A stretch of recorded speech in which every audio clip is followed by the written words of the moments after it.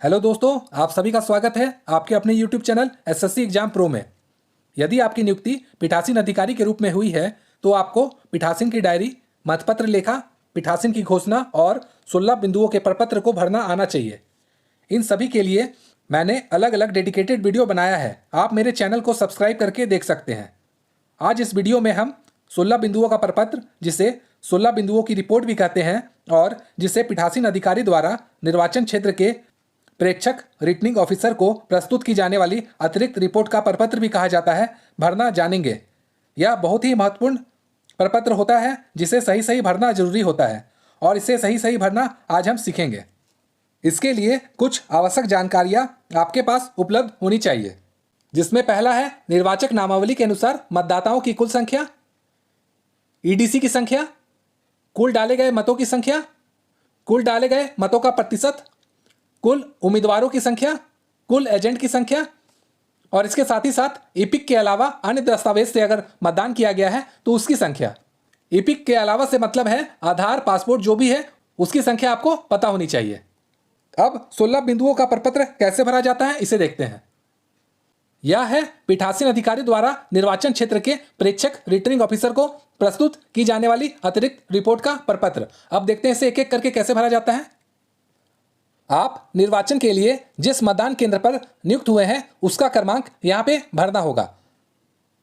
मान लीजिए क्रमांक 325 है तो हम लोग यहाँ पे भरेंगे 325। उसके बाद आपको भरना है सीपीएफ की नियुक्ति अगर हुई है हाँ या ना में भरना है, अगर नहीं हुई है तो ना भरेंगे। मान लीजिए इस केस में नहीं हुई है तो हम लोग यहाँ लिख देंगे नो। इसी तरह माइक्रो प्रेक्षक की नियुक्ति हुई है कि नहीं, इसमें हाँ या ना भरना है। तो मान लीजिए इस केस में हुई है तो यहाँ टिक करके यस लिख देंगे। इसके साथ ही साथ वीडियो कैमरा की व्यवस्था वहां हुई है कि नहीं ये यहाँ पे लिखना है। मान लीजिए हुई है तो हम लोग लिख देंगे यस। उसके बाद यहाँ पे कुल मतदाता की संख्या लिखनी है। कुल मतदाता की संख्या हुई वोटर लिस्ट में मतदाताओं की जो संख्या होगी प्लस ईडीसी की जो संख्या होगी। मान लीजिए यहाँ पे वोटर लिस्ट में मतदाताओं की संख्या 1015 है और 5 ईडीसी है तो कुल मतदाता हो जाएंगे 1020। इसके बाद कुल डाले गए मतों का यहाँ पे संख्या लिखना है। मान लीजिए 920 हुआ है तो हम लोग यहाँ पे लिख देंगे 920। अब चलिए सीखते हैं डाले गए मतों का कैसे प्रतिशत निकालते हैं। यह बहुत ही इंपॉर्टेंट है क्योंकि यहाँ पर प्रतिशत निकालने में कुल संख्या में हमें वोटर लिस्ट के हिसाब से लेना है, ना कि ईडीसी को मिलाकर। जैसा मैंने आपको पहले भी बताया था, मान लीजिए कुल डाले गए मत 920 है तो हम लोग यहाँ पे 920 लिख दिए और इसे भाग देना होगा कुल मतों की संख्या से। तो यहाँ पे हम लोग जो कुल मत होंगे वो वोटर लिस्ट में जो 1015 है उसी को लेना है, ईडीसी को यहाँ पे इंक्लूड नहीं करना है। इनटू 100 कर देंगे तो ये आ गया 90.64। इसका मतलब उस मतदान केंद्र में 90.64% मतदान पड़े। अब चलिए देखते हैं आगे क्या भरना है। उसके बाद यहाँ पे भरना है कुल अभ्यर्थियों की संख्या। मान लीजिए 10 थी तो हम लोग यहाँ पे भर देंगे 10। इसके साथ ही साथ नीचे में भरना है अभ्यर्थियों की संख्या जिनका प्रतिनिधित्व मतदान एजेंट द्वारा किया गया है। यहाँ पे मान लीजिए 6 द्वारा यह किया गया तो हम लोग यहाँ पे 6 भर देंगे। उसके बाद नीचे में हम लोगों को भरना है मतदाताओं की संख्या जिन्होंने एपिक के अलावा अन्य दस्तावेज द्वारा मतदान किया है। एपिक के अलावा हो गया आधार, पैन आदि। मान लीजिए यहाँ पे एपिक के अलावा 735 लोगों ने मतदान दिया है तो यहाँ पे हम लोग 735 लिख देंगे।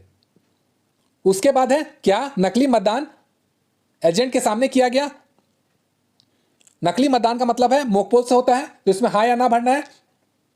तो हम लोगों को मोकपोल वहां पे कराना ही कराना है, यह बहुत जरूरी है। यहां पे हम हाँ में टिक कर देंगे और यहां पे यस लिख देंगे।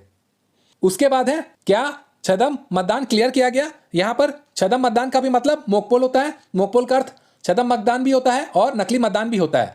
तो इसे क्लियर किया गया है कि नहीं किया गया है तो इसमें हम लोगों को यस ही भरना है, क्योंकि यह क्लियर करना ही होता है। यह बहुत ही इंपॉर्टेंट है क्योंकि क्लियर नहीं करने पर काउंटिंग के समय ये जो मतदान मोकपोल में होते हैं वो भी काउंट हो जाते हैं। इसलिए इसका ध्यान रखना है कि इसे क्लियर करना है और यहाँ पे यस भी भरना है। अब चलिए आगे देखते हैं क्या मशीन को उपयुक्त प्रकार से बंद एवं सीलबंद किया गया। ये भी बहुत इंपॉर्टेंट है, ये करना जरूरी होता है और आपको यहाँ भी यस लिखना है।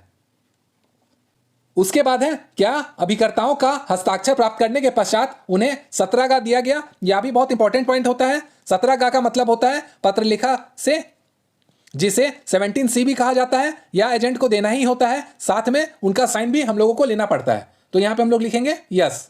उसके बाद है ऐसे मतदाताओं की संख्या जिन्होंने मतदान समाप्ति के समय शाम 5 बजे के बाद टोकन प्राप्त किया है। जनरली टाइम यहां पर हम 5 बजे ले रहे हैं, लेकिन आपको निर्वाचन आयोग के गाइडलाइन के हिसाब से ही लेना है कि मतदान की समाप्ति कब होगी, और जो भी यहां पे संख्या होगा वो संख्या यहां पे भर देना है। इस केस में हम लोग मान लेते हैं कि शाम 5 बजे के बाद किसी को भी टोकन नहीं दिया गया है, तो यहां पे हम लोग भर देंगे 0। और उसके बाद यहां पर है क्या मतदान के समय कोई महत्वपूर्ण घटना हुई जिसके कारण मतदान प्रभावित हुआ, या कोई ऐसी घटना हुई जिसके कारण सफल मतदान नहीं हुआ है, तो यहां पे भरना है हाँ या ना। तो इस केस में हम लोग मान लेते हैं कि यहां पे सफल मतदान हुआ है, तो हम लोग यहां पे भरेंगे कि कोई भी महत्वपूर्ण घटना नहीं हुई है। इस प्रकार ये है दोस्तों 16 बिंदुओं का प्रपत्र जिसे भरा जाएगा। ये बहुत इंपॉर्टेंट होता है क्योंकि ये सीधा प्रेक्षक रिटर्निंग जो ऑफिसर होते हैं उनको दिया जाएगा।